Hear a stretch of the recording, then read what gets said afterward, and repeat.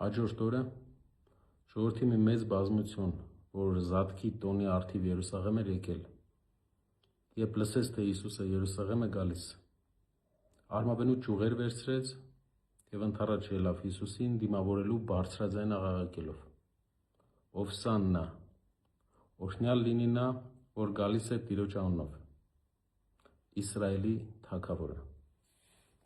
Սիրելի հայրենակիցներ, այսօր Սուրբ Զատիկ է։ Մենք կուզենայի, որ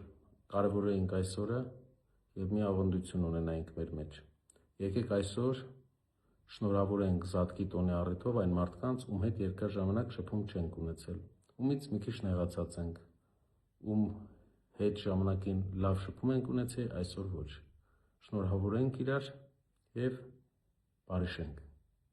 Սա կլինի ամենամեծ նվերը և ամենամեծ առաքինությունը, խորհուրդը այս տոնի առիթով։